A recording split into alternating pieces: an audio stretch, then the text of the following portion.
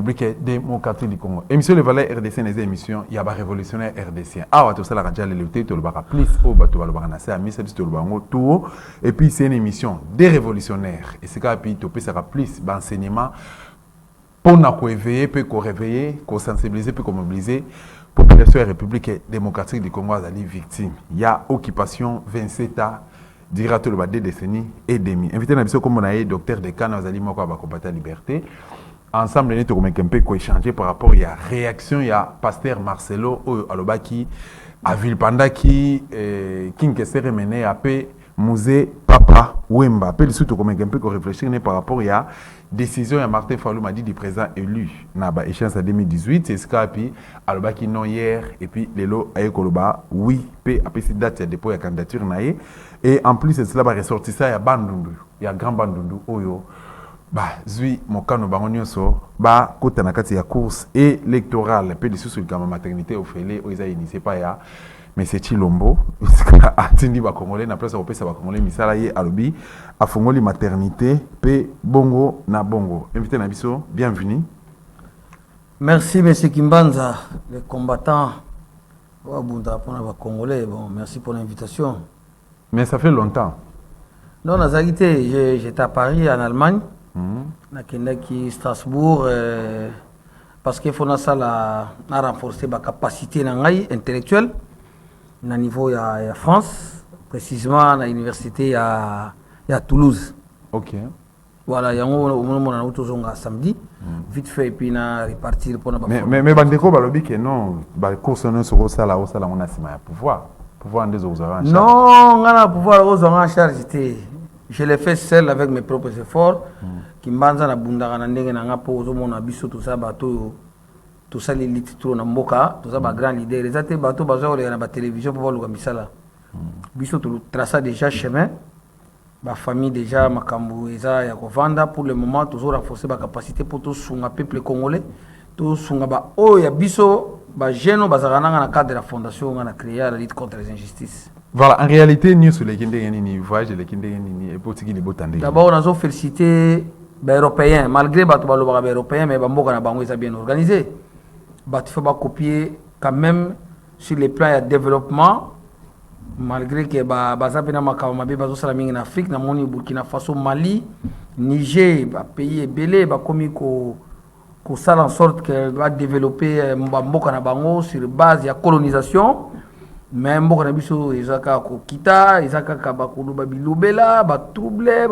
donc on n'avance pas, il n'y a pas un développement.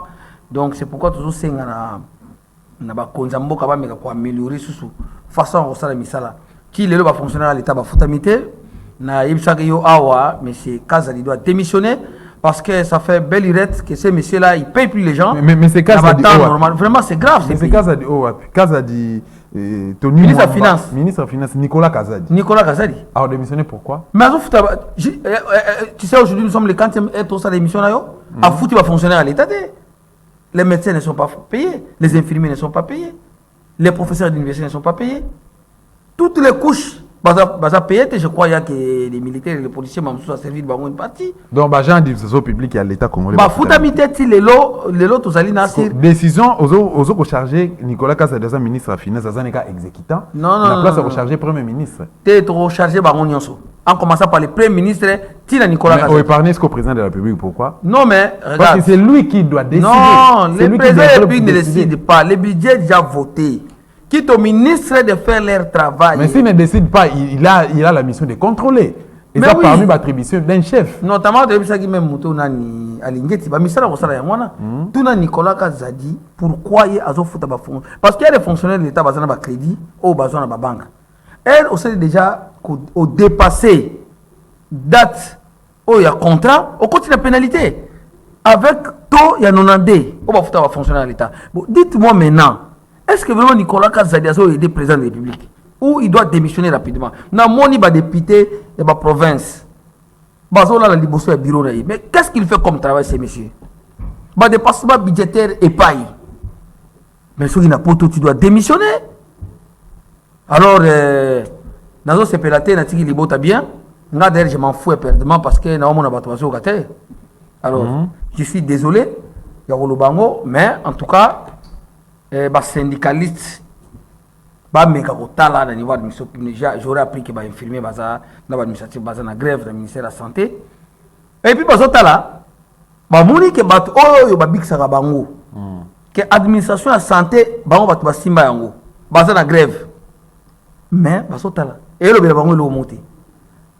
Syndicaliste bo continuer grève voilà jusqu'à ce que vous retrouver gain de cause. Ceux qui sont syndicalistes vont continuer grève na bango jusqu'à ce qu'ils vont trouver gain de cause. Na place il y a qu'à interpeller le président de la République parce que c'est lui qui dirige les conseils de ministres et puis ministre du titel ministre na secteur de la santé ou abino a copié sa rapport na conseil des ministres. Alors que pense le président de la République par rapport à tout ça? Bon, moi je lance un appel au président de la République. Il peut avoir la volonté de bien travailler, mais les collaborateurs, s'ils ont besoin d'aider. Au lever, on est inconditionnel. Il peut avoir. Non, je ne sais pas. Nga, à chaque fois, aux arts résistants, mais tout à l'heure, il y a président de la République, président de la République. Il y a des attributions. Oh, tu vas gérer.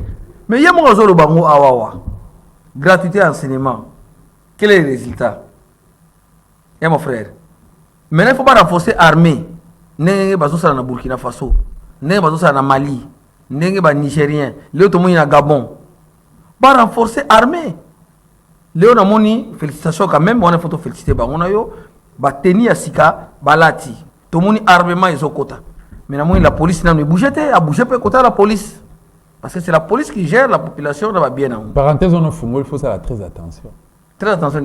Si vous te félicitez bango parce qu'ils ont fait quoi? Pour avoir fait quoi? Donc parce que basodo baza obakenda na est de Tilelo na des familles état de siège Tilelo et belé ba futa maraté. Et belé bazara même pas renforcer na ministère. Et belé ration bazo raté. Donc difficulté bino besoin na na ministère de la santé, c'est les mêmes difficultés na ministère de la défense ou bazo kuta nango. Et ça la défense té, et ça na ministère tout. Si vous te félicitez bango na ni pour le féliciter. Non, na bi na moni quand même ba soda na ba teni ya sika. Mais yango teni. So ina moni logo ya bien. Yango teni zaki priorité. Ba pesi bango teni ya sika mais est-ce que ba condition ba ofana na kan lufungola, na kan kokolo, na kan church, na kan badiadingi, na kan Mobutu, est-ce que ba na kan seta ba condition eza vraiment isa malamu. Non, wana zo batangi mona so. Wana raison. Ba condition ba militaire bazo vivre. J'ai des amis militaires, médecins, au pays bazo souffrir dans Bokaou. Il y a d'autres même, qui spécialisation, mais bandimi madame Soussou, basa na bamboka papaya parce que bazo qui ne renforcer la capacité pour pas servir Mboka, mais Mboka ils ont respecté ba makambuté pour que Batouana basa na amour ya musala. Alors, tu as raison. Mais tu relances appel le ministre de la Défense. Moi, je Jean-Pierre Memba Gumbu. Oh, il peut abonder pour Namboka. Il y a un peu situation, il y a des militaires, il y a FARDC, il y a des policiers pour que base à la malamu babunda pour Namboka. Mais 500 km, les lots na partie est Namboka na biso za prise en otage Baya M23 na EAC basu contre wana commanda Bunaganda ti toujours nous compter plus de 9 à 10 territoires et Zana Maboko, il y a Bapaya P. Récemment, à Tolanda qui n'a pas chaîne Moussou sur la place, Awa, Batuko, ça la commentaire il y a de cela 2-3 jours passés que Borne n'a biso à partir de Bunaganda, Ouganda sont déplacés à moi. Mais moi je ne comprends pas pourquoi les gens sont en train. Dans ce moment-là, on va ventir, on va déposer candidature, on va déposer candidature. Mais le vrai problème, c'est celui-là. Bati kana no théâtre nous tous au sala na Congo va se concentrer un peu dans la frontière où ils ont kabula biso na ba pays limitrophes. D'autres sont la raison de Gunangai. Est-ce que les gens ils sont conscients que Mboka sana kokini? En tout cas, ngana zo senga na batu et puis population bon za la te kaka na église na ba bar. Bon mais on a conscience ndenge ba population na landaki même un politicien.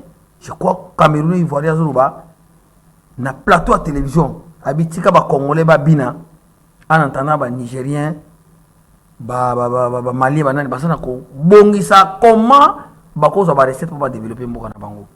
Mais nous sommes dans des églises à Lukuta na ba bar na minito so to Covid 18 OK na nyangwe OK partout bandalunga lemba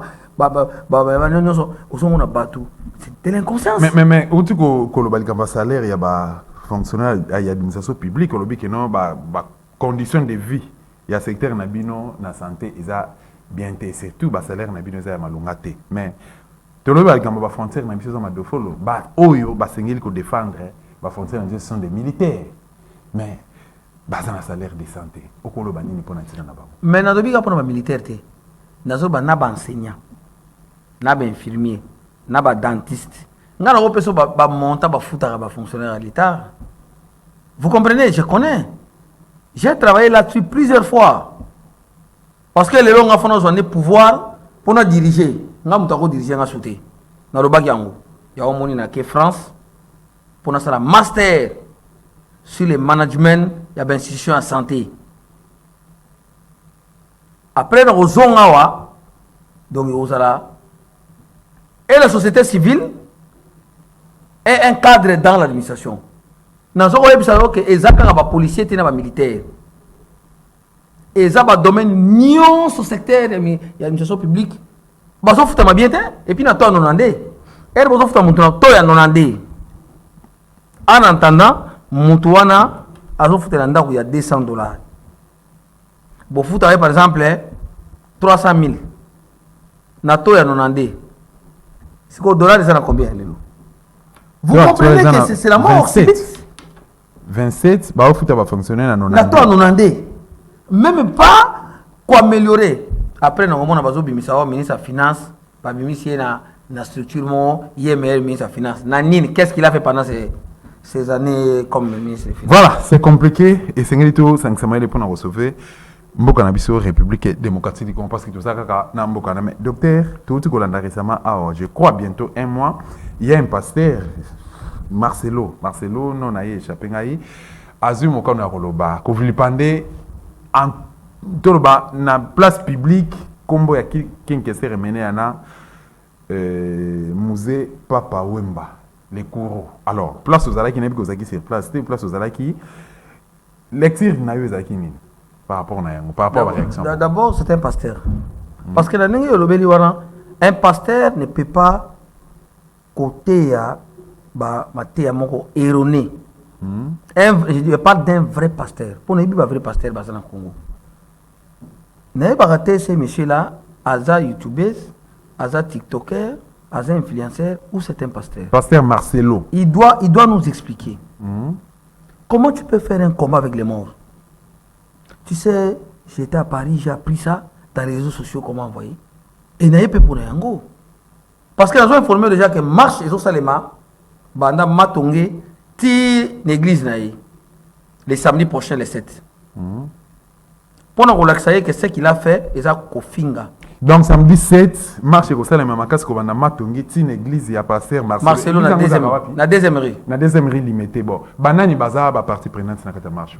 Et Zali, orchestre Victor Eleison Dream Team Dream Band de Kinkesere mené avec les notables, que moi je fais partie comme notable, les mélomanes, parce que Kinkesere est un mélomane dans le monde entier, et l'orchestre Viva la musique de Papa Wemba inclut Batunios au Papa Wemba Tika, n'a notable, n'a mélomane, n'a petit moto. Donc, vous invitez presse, médias? Oui, médias et Rosala. Parce qu'il y a des messages qu'on va laisser à passer Marcelo. Aza Moussani Nanzambe, moi j'ai des frères et sœurs qui prient chez Marcelo, je l'apprécie beaucoup. Mais je suis déçu par son comportement. Et au-delà de ça, Azo sera le trafic. Au lieu même de changer même discours, Azo continue toujours dans les réseaux sociaux. Et ça, révélation, c'est par qui? Ce qui passait Marcelo a résisté. Maintenant il y aura deuxième action, parce que nous, on a écrit, c'est le ministre, son excellence Peter Kazadi, son excellence Jekoko Moulumba, son excellence Chantini Ngobila, et la police, parce que Bango Batubaso Kokamba, ville à Kinshasa, ce qui Marcelo Bakonzi, Bengi Sieti, pour troubler ordre public. Maintenant, il y aura deux podiums devant son église, chaque jour à Banoté. Les deux podiums serviront pour les concerts de Viva la Musica et de Victor Eleison et les autres musiciens biso to barope ça va cacher ba wando beta chaque jour que ba intercesseur na ba quitte sur l'église na ça va se faire comme ça. Oh, voilà ce que bino boroyal ko troubler public. Te yam ta troubler. Maintenant il doit rectifier pour que avant les 7 que les choses se passent dans la sérénité. Bozo senga Marcelo asala nini concrètement. To sengi Marcelo le côté. To sengi Marcelo yemoko ninga banda ki asukisa. Asukisa monde geni. Asukisa que mbaramususu le message était mal compris ou soit il a parlé d'éviter, c'était des qui envoûtement à Mekakotala ndenge nini akokindi ko bulisa ba mormi balé ba ikono ba yembela nzambe ka papa ba ekestere menea bazo yembela nzambe bazo yembela mukili bazo yembela Marcelo elle était à l'école primaire chose en série king kestere yembela nzambe oui papa ba yembela nzambe ba yembela na moment nini peut ba yemba ba titre non il y a des chansons yo elongi ya Jésus oko saila webi yango nana yembango yo binze mbona nana yembango papa wemba na album ni na oui album susté na si na nouvelle écriture na fulangenge est-ce que oyebi te nzembo yo nzila velele oyebi yango te wana nzembo nani ya Kester ba yemba ngo l'église catholique oyebi nzila velele te ngai mutu na ngamu na yemba ngo c'est mené à qui a chanté nzila velele quand il a chanté nzila velele pasteur que Marcelo était à l'école primaire oh maintenant ça que batona bateya pe manzambeti. Est-ce que ce papa m'a lobby que non, il faut que moi c'est bien, il faut que lata, il faut que ta mon amour a imposé yo. OK, on soba mi tout cher. Papa m'a des enfants, papa m'a des maisons, papa m'a laissé l'héritage. Marcelo mon mbongo, t'es mbongo c'est quoi? Jésus-Christ de Nazareth a kufa na croix. Alata ni lingwanda. Est-ce que ça comprend? Marcelo est azoté ya biloko wana. Alata ni autant dire ma colonne, alors il souligne. Bon, en fait, en quoi a reproché qu'il n'a pas Mbappé, en quoi a reproché n'a aucune question. Mais ça bilobela. Et ça bilobela. Et ça Bible et ça mon nene. Il faut décortiquer Bible pour até abana na nzambe maloba oyoyo et ko sala que va changer. Mais so ina landi même ba propos ba déni les ça pour ça ba raison. So ina landi ndegunanga imbie. Ou ça formé par papa qui n'a pas son âme. Est-ce que le monde a basika tenda? Ba Coutinho Fernando, ba le Paul Mutombo, voir ba Mukuna, ba président Godin Poui, ba Dodo Kamba, ba ça Coutinho Bandibi, belé. Il y a Zolexani. Il n'y a pas que Marcelo, les deux aux s'enchaîner contre Marcelo. Non, ça s'enchaîner contre eux parce que il y a Zobuni, ça va mort. Ba mort mi ba puis ba ça va icône, ba ça va camarade de Marcelo. Est-ce que papa m'a question va camarade Marcelo? Il y a aussi un autre voici l'homme awa. Il y a vous n'avez biété. Voici l'homme il y a aussi le Mobutu azana lifelo. Oh tala ba mais zanga Mobutu azawa pina bandeko na ye. Pour ba traduire Mobutu en justice. Ala qui sa place au papa yamba ba Mobutu azana lifelo. Obi en tout cas domaine il y a église il faut pas réglementer en gros. Je demande à son excellence Patrick Mouyaya, c'est ça qu'on a comme nani. C'est ça que nani. Christian Bosembe. Et les autres. Mais bon, quand la chaîne, il y a télévision, il y a Messier Dani Marcelo. Et puis bon, ça y est, AT parce qu'il y a un troublé ordre public. Jusqu'à ce qu'il a présenté, excuse ou même pardon, à rectifier les tirs. Sinon, il y aura des troubles dans la ville. Moi, je défends les gens qui subissent les injustices. Parce que moi-même, j'en ai subi, je continue à subir. Ok.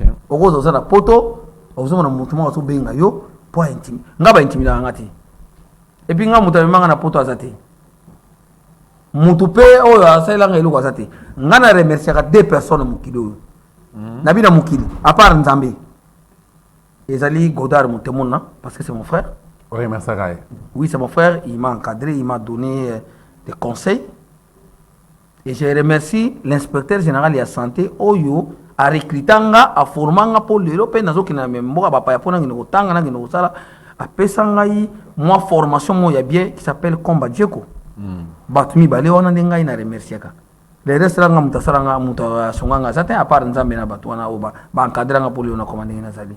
Alors dosta on ne va pas permettre que Ezra Nicolas Kazalou va fonctionner à l'état ezala monsieur Marcelo ezala bato tout bazo sala ke mboka oyo ezala ba trouble na niveau d'administration na niveau population va continuer comme ça biloko wana on va les arrêter. Voilà, le message est passé, on va les arrêter tous comme on a bakonza mboka nyonso et à l'exception des personnes au bazu mboka ba hypothéquer mboka. Merci beaucoup mon mboka docteur Dekana. Décision finale il a fallu le lobby qui finalement a déposé candidature na point de presse les gars il lobby na Faden House na 12h30 Faden House na siège na yé to bana résidence na siège na yé siège d'activité na yé pour la présence et la presse il a le lobby qui a déposé candidature na yé finalement mercredi 4 octobre na CENI. Votre réaction? Dosta, je constate une cacophonie dans l'élection. Oui, il y a un grand leader. Je ne le dis pas. Je ne sais pas si la télévision, je la télévision. Moi, je suis un homme du terrain. Donc, quand on a dit que je suis un pessime déjà. Mais je n'ai postulé. Pourquoi? Parce que nous avons pas aventurier, nous avons théâtre, nous avons politique. Donc, Lilo, ceux qui 300 000 personnes, ceux qui 500 000 personnes, pour un siège, pour 500 sièges dans le Parlement. L'Assemblée nationale. 500 000 personnes, ceux qui 300 000 personnes. Pour 500 sièges. 21 000 c'est de l'escroquerie, c'est. Et puis, tu as on a mis sur le commenter. Donc, parce que tu as la télévision. Comme ça. Ils ne savent pas écrire. Okay. Même comme ça, même lettre demande d'emploi, ils ne savent pas. Il y a des gens qui n'ont même pas un niveau. Mais, on va utiliser pour n'avoir finga et puis on les utilise comme des politiciens. Comment le vieux Fayoulou a une crédibilité de la population? Il a demandé à ce que les gens ne puissent pas postuler. Azana batamine ne baza kuna baniko mayengi. Azana batune ba presse penge. Adrien Malenga. Bazé belé batamayele. Ope bazana Serge Ouello. Bazana population pe na simana bango. Ba Devos. C'est un professeur. Ba stratège. Bazali donc batwana mena ba bundaka. Mais comment batwana ya pexi bango ba kene utika candidature? Et subitement, il s'est réveillé ce matin dans la nuit, le professeur de Vos, Martin Fayoulou, a dit pouvoir, sans ça, député, a dissoudre le Parlement, de Vos, ça, vous êtes en train de rêver. On a ce qu'on va expliquer, Batounine. Alors que les vieux avaient une crédibilité, sur le communauté, il ne faut pas fouiller les vieux Martin Fayoulou, qu'est-ce qui l'a motivé à faire ça? Il y a un sous roche. Voilà, si on prend mon avocat docteur de Cana, qu'est-ce qui a motivé Martin Fayoulou? On va mener des enquêtes cette semaine. Semaine. Parce qu'on a appris ça hier, moi j'ai appris ça hier. Vous assurez que dimanche prochain, tu causes de la. Oui, je serai ici. Moi je suis à Kin. Tu causes de la. La zone pour n'attendre mouquet, mais on règle ma compte. Donc tu causes de la le dimanche prochain pour qu'on règle compte et pas à Fayoulou. Mais oui, dans cette enquête, parce que nous avons une fondation, la fondation, nous avons une zone, nous avons un terrain, nous avons une information. Pour qu'on ait la bango. Il faut vérifier qu'est-ce qui motive M. Fayoulou Madidi. Il y a quelqu'un qui postuler dans le moment où il a causé la tête, en attendant, il n'a aucun député ou décidé à déposer. Il y a Anguille sous roche, nous devons vérifier cette information et savoir il y a des députés. Ce sont ces députés là, il faut pas battre campagne pour la présidence. Qui va maintenant battre campagne pour la Fayoulou? Parce que va décider, la Mouka a été, la Mouka est un parti politique. Mais il y a un leader à la Mouka. Non, mais il y a un Mousito Asala la Mouka. Et comment il va Mousito Asala la Mouka. Mais oui, Asala la Mouka. Moussafa Kalambay. Viens Mousito, nous on a Asala la Mouka. Asala la Mouka, Asala la Mouka. Donc pourquoi pas Bino na Gambandundu Boko ko sangana pour que ça la combat ensemble parce que qu'on se le dise ils ont un cadre de tribalisme ils ont na sens moko propre que bakasaye nyoso lelo bazana sima Félix c'est bazana sima présenté ba monsieur ngala ko démontrer o démontrer ndeni on a démontré nous sommes à la télé bakasaye nyoso entourage à Félix aujourd'hui c'est Kassai c'est les grands Kassai c'est par rapport aux intérêts. Mais justement, pour l'année, beaucoup ça la bonne. D'abord, nous avons lancé appel à la population à Grand Bandou, nous avons voté à Tamoutoumouti. tout awa kuna bo benga na bango ponga na zo yate do bando zelanga na kende na kwilu mais na oya sauter parce que je sens la cacophonie et c'est la paix où Rasson va voter bon moni de la forêt nazo bongisa te Rasson c'est un musicien mais il est aussi candidat. Il est candidat. Je ne vais pas le tenir trop rigueur parce que auto za na ba décision monte mais ça la fondation Aïda quand même bateau. Mais on va retenir Rasson de rigueur lui il n'a pas dirigé, il n'est pas dans le gouvernement. Mais tous ces gens là sont dans le gouvernement, ils ont dirigé. C'est quoi moi un docteur de Kana na zongi na maloba na yo. Oui. Au lobby que plus de 5000 candidats, 5 oui, 5000 candidats. Oui. Bazo Bundela 500 places. C'est 500 places, on a parmi eux et Belé Baïbeloba. Bazama il était même pas au combat. Vous en êtes sûr que Rasson a critères et vous allez député à répondre. Cause à la fanatique, cause à la paix. Non, on a de la forêt. De la forêt, ça vient à ça père aller qui a Michel Bisso, à ça musicien. Si on a débat, nanga, ça débat sur les politiciens ou en fonction de dirigeant. De la forêt, c'est un musicien. De la forêt, Azana. Non, combattre de la forêt. Parti politique, il y a à nous les Congo. Quelque part à côté de la politique. Mais il y a où est Rasson de la forêt? Il y a parti politique, il y a Emo. Il y a oui. À nous les Congo. C'est depuis 2018, Moussa Faka. À nous les Congo, il y a parti politique. Et ça, Asbel. Ok. Et Bandaka Bongo. Et ça, Asbel, il y a bien. Asbel, c'est ça, il est comme un parti politique. Mais c'est ça, c'est monsieur très intelligent. Malgré que. Asbel, non? Et de la forêt, Lélo, à nous les Congo. Le B comme un parti politique. Déjà, tant que comme on a parlé, mais pour le B, un politicien, un artiste musicien. Mais est-ce que vous Sundur a musicien? Asa ministre culture. Est-ce que vous avez que Georges Weah, il fait joueur? Il y a des musiciens intellectuels. Mais ils ont un problème. Par exemple, les musiciens intellectuels, tu as autant appelé Rasson. Mais oui, attends, on a ISC. Non, il ne fait pas. Attends, on a ISC. Attends, il y a un intellectualisme. Cause à l'intellectuel, ils ont fait aussi fréquenter milliers d'intellectuels basali. Mais quelqu'un a sali école primaire, naïe, na moliamo, parce que vieux on a tout dans village moko. Maman naïe n'engazana a sali pe kokamba, baser na batangi na moliamo, yo mon frère Patrice. Alors, Rasson assise humanité, aïe a sali IEC. Attends, il bien à IEC. Parcours na yebi parcours na yete ngai na yebi oyo lobamaka yango wana ngana zo en compte. Alors, après Nzambe a apprécié don ya musique. Asali musique, a sokola a formé bana ebele bomona ba héritier watanabe, bomona ba monsieur ebele na porte-parole a été. Pour le moment, il s'est dit que Akogi peut go sauver contrer non soutenir Rasson. Oui, non soutenir Rasson. Rasson va voter. Parce que Rasson malgré musique à Betaka, mais tout le monde a action Rasson a posé à l'égard de la population. Les grands bandes les ont posé problème, les lots conflit Tekeyaka, Rasson il s'est tué, Martin Fallou s'est tué, Adolphe Mouzitou, ils se sont tués, Bangonio se motuté, tout le monde a mis cette énergie pour le Gaba, zone sa qui m'a na grand bande. Mais aux zones di Malelo, Kosenga na bana bandu baki na élection ba voter wapi. Té mais c'est on baki était voté na Zoboya. Na le ba voter Moutouté. Parce que va voter tala boza bande onanga eza émission lingala so ils en français non au Congo le français au Congo le même na français émission est bilingue vous êtes libre j'ai dit ceci n'osez pas voter ces gens qui viennent vous mentir il y a pas de route il y a pas d'électricité j'ai été à Bandundouville j'ai été à Mongata j'ai été à Kikwit j'étais à Idjofa j'étais à Bongayasa il y a pas une route qui va de Mikambu soit de Massamuna jusqu'à Bonga. Il n'y a pas des hôpitaux, les infrastructures sont délabrées. Je vous demande, mes frères et sœurs, de ne pas voter ces gens-là. S'ils viennent là-bas, essayez de les chasser à partir de Massimanimba, à partir de Massamuna, à partir de Kenge, mettez des barrières, chassez tous ces mondes qui viennent là-bas. Il n'y a pas une route qui va de Massimanimba jusqu'à Kitoi.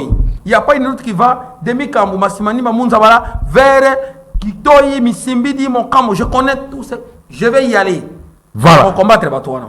On combattre Batouana, mais quand même, au sein de la bande, il y a Bandoudou, va voter Moutouté. Va voter Moutouté. D'accord, mais au sein de 82 millions de Congolais, va voter pété, parce que Félix, finalement, 5 ans de gestion, va Congolais, va zoler. Secteur social, ils ont malongate. Le ministère de la Santé placé aux alliés. Injustice, c'est belé. Les Congolais, ça fait 5 ans. Ils ont fait un acteur en Onandé. Au sein, on a Congolais qui va voter pour Félix Lissoussou. Oui, normalement, il n'y a même pas de problème, il n'y a pas de. Et jusqu'aujourd'hui, Nicolas Kazadi a l'offre fonctionnaire à l'État. Voilà. Alors, on va les 5, donc on va moi, Moussoussou, on va créer des barrières. On va voir le bureau là-bas, on va de la population. Moi, je crois que les élections ici vont tenir les voter. Mais yo moko pona yo moko ça. Mais on va faire campagne pour la ville là parce que c'est la zone qui viens là on a. On t'a encore voter parce que l'élection est pas bien. Donc on va campagne pas bien. Donc on va avec le temps. On va Voilà, merci beaucoup, le message est passé, mais Touti Golanda, récemment, à la déclaration, il y a M. Félix Antoine Chilombo, Iska Pialbaïke, a eu option ya ko fungola, brèche, afin que les Congolais, bakende ko bota, ofele, donc, bazo benga yango, maternité, la maternité, ofele, na République démocratique du Congo. Quelle est la réaction ou les commentaires, il y a invité Nabiso, docteur Dikana par rapport à propos à Félix ou promesse à ça qui est pas à Congo démocratique. Il y a des choses sur Moutasali Malamu félicité. Soit Salima B condamné et proposé. Place wana na utomona na venir de la justice dans le Kanagi lobby. Na moni ba mituka ya Croix-Rouge.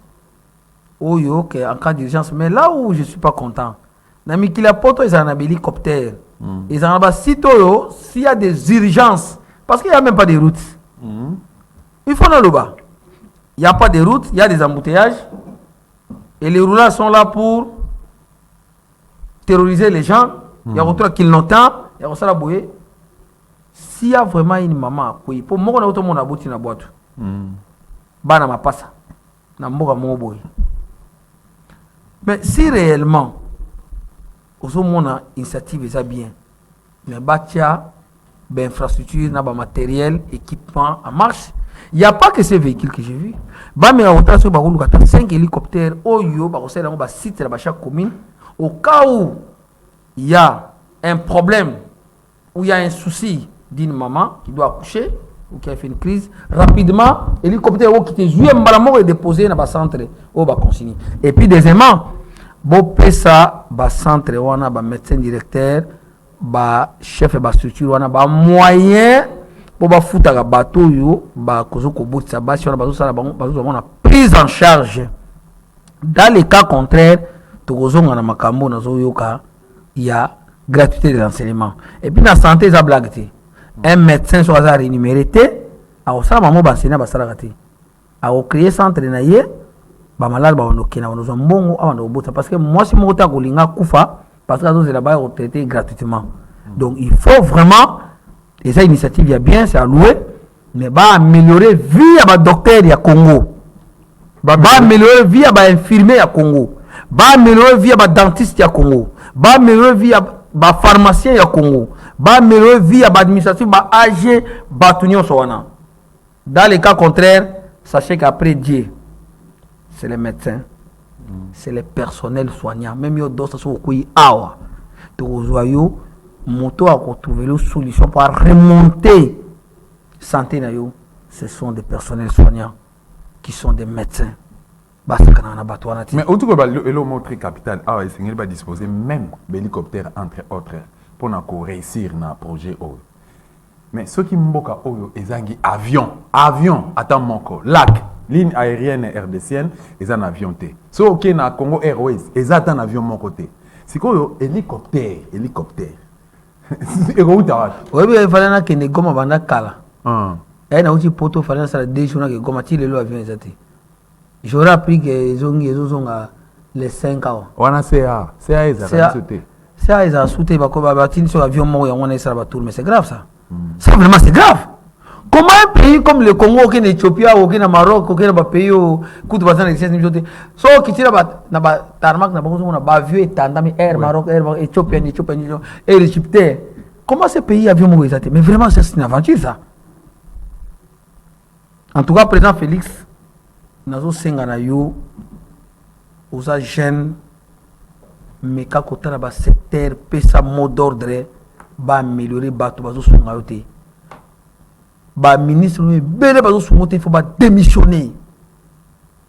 bazo ça d'ailleurs pe ebele ba koma bata bakisi ba koma ko séduire ko envoûter ba président pour balinga bango. Donc des mais ça se passe presque partout. Ah mais maintenant ça là moi ça libala envoûter mon bal n'est pour aligner toujours. Donc mon bal envoûter moi ce n'est pas continuer pour linga. Mais il faut avoir un esprit spirituel. Donc tu as raison mboka et ça t'est. Bon, il faut pas voir mon de ma blague. Donc pour le moment avion et zati. Mboka est en avion té. Donc mon père roya en avion na yé. À la bande imposé binope makamuna ndenge vous allez accepter parce que vous n'avez rien.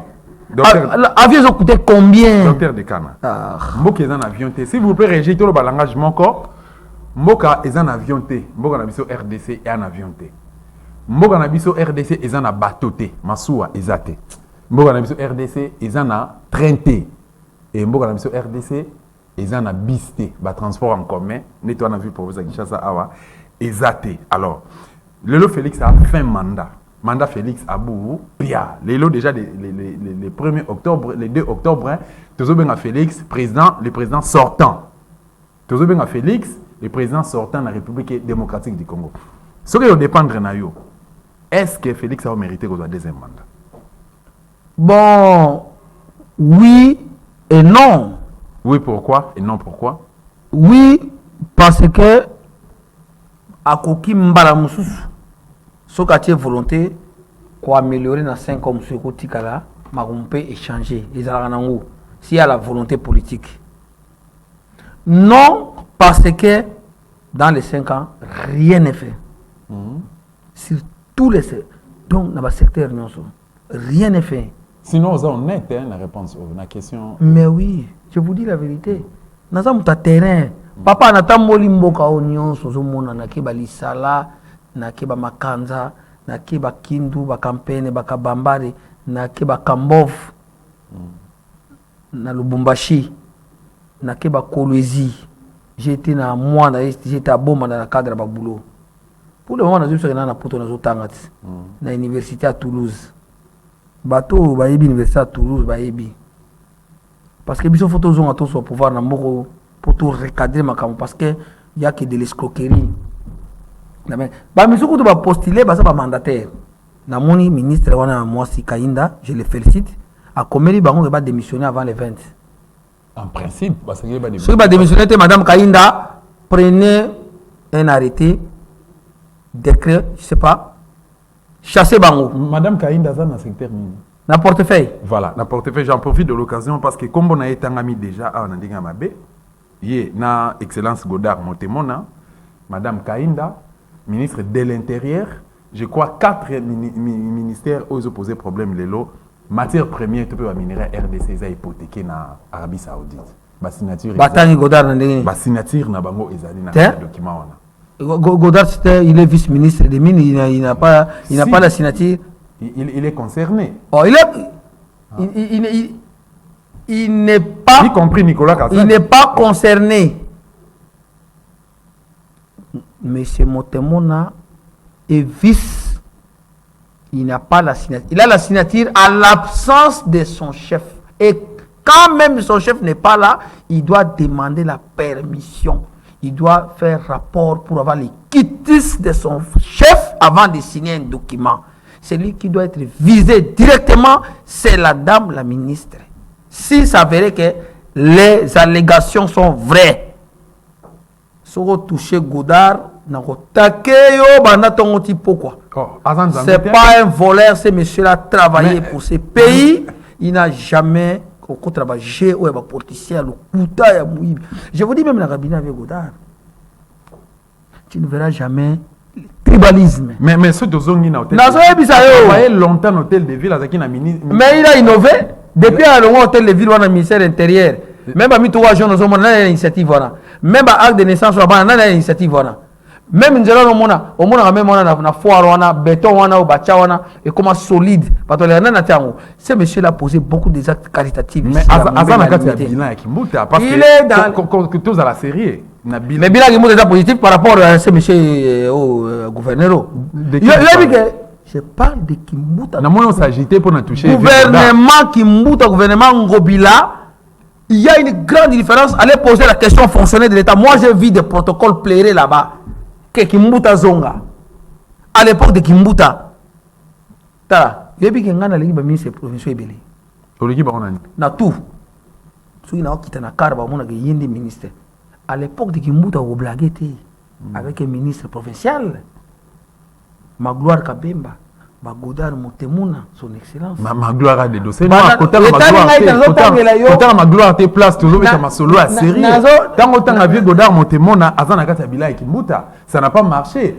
Chef naïe, ministre naïe titulaire, place Azana Mine Kuna, Azana ba dossier noir. Mais on était ba minéré, il y a République de Nabi, on est dans il y a titulaire, signature, il y a Godard Montemuna, Azana Kat.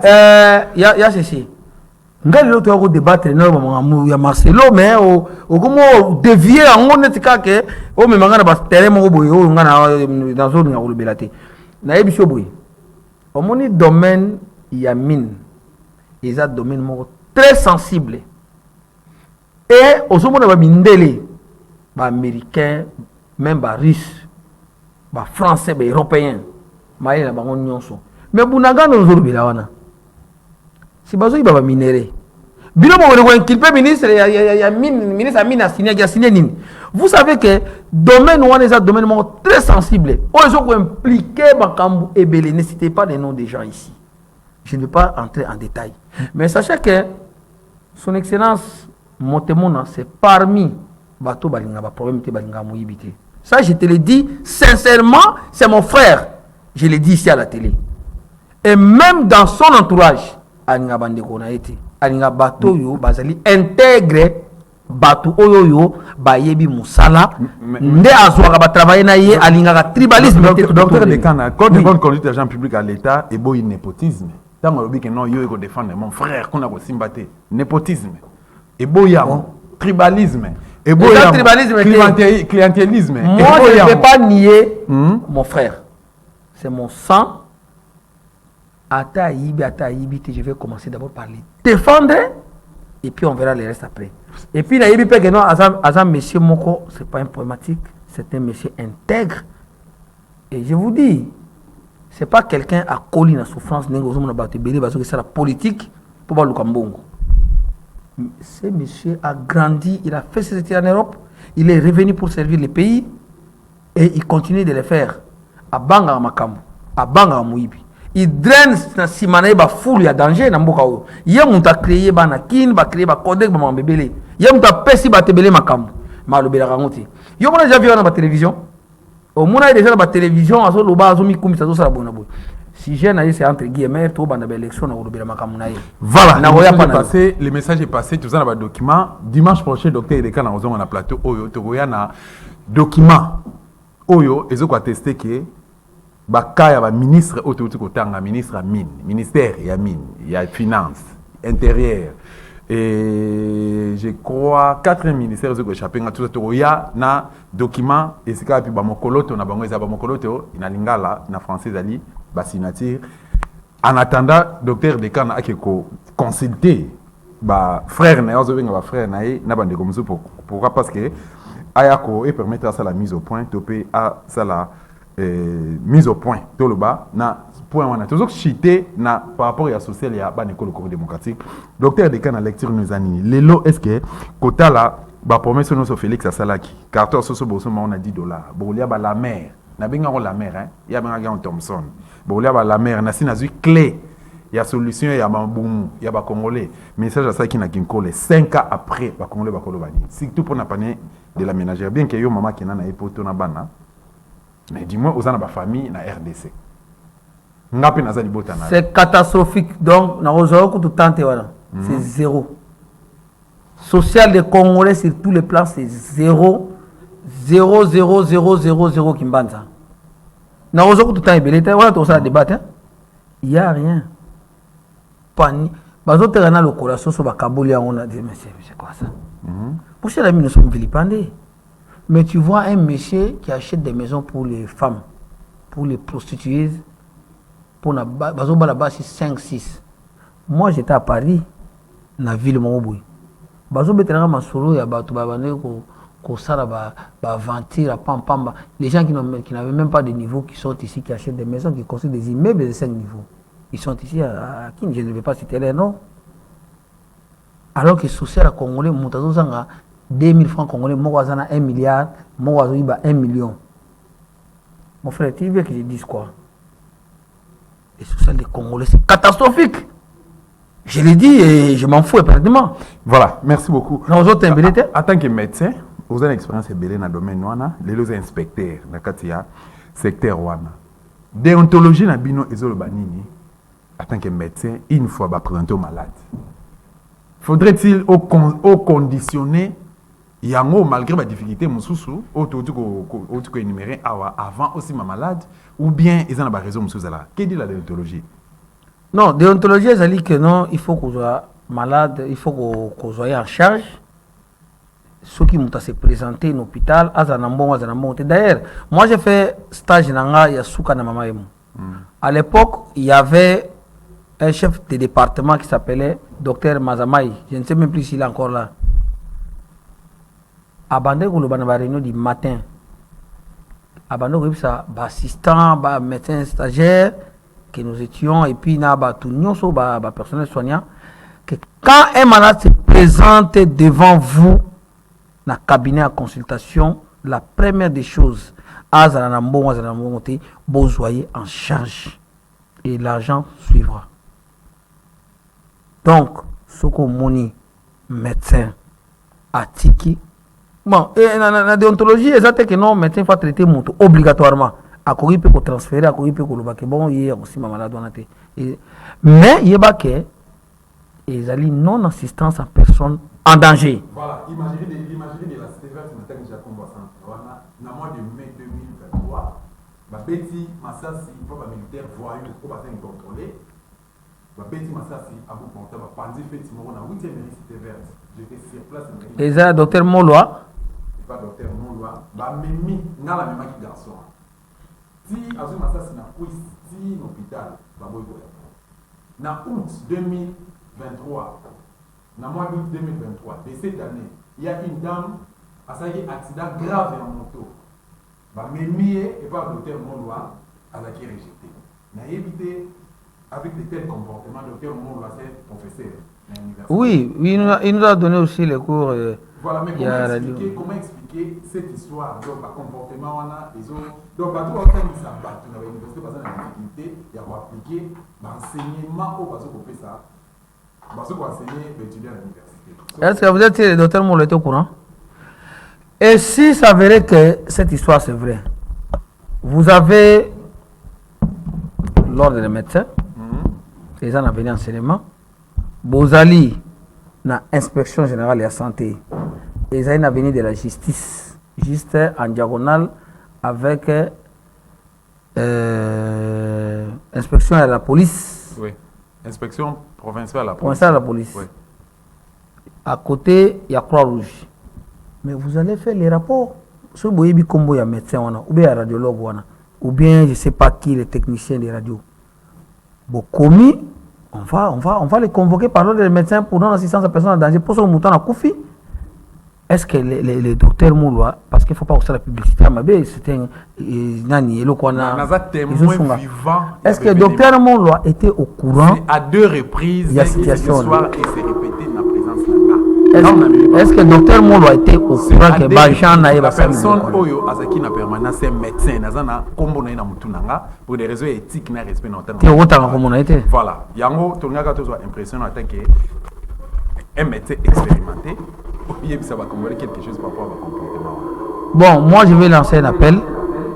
Il y a un syndicat, il y a un médecin, il y a un ordre des médecins, l'inspection générale, que Moussala, ou le docteur, les Moussala noble. Vous êtes mal payé, vous allez souffrir, vous allez passer, mais vous êtes toujours au chevet des malades.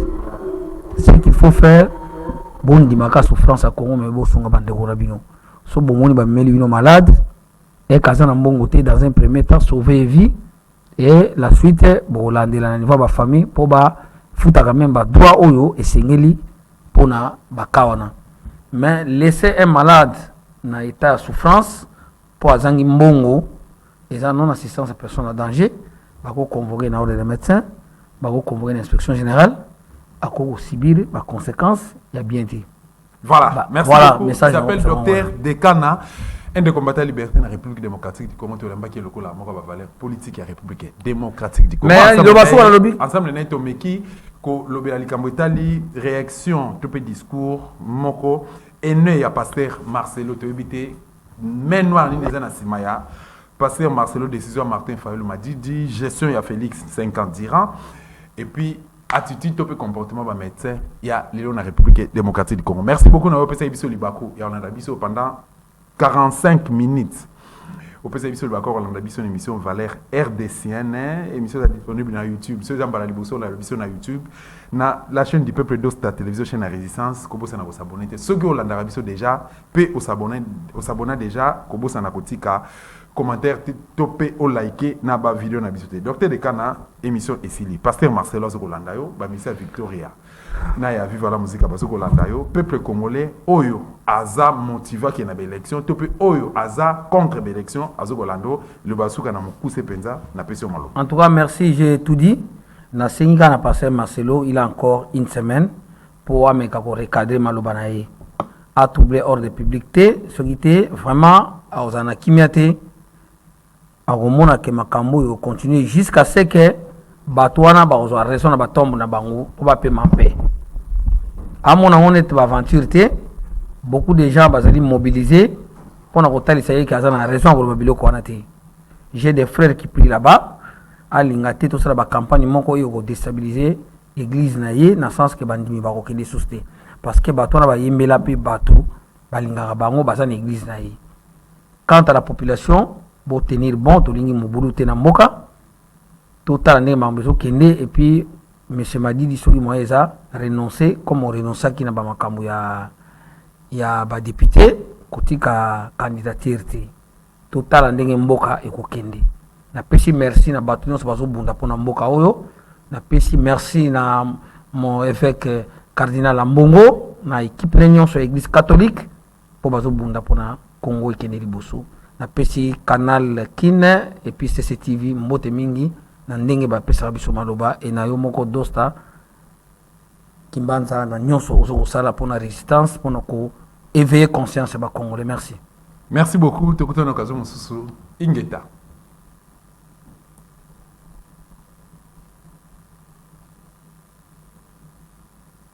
Régie Ingeta.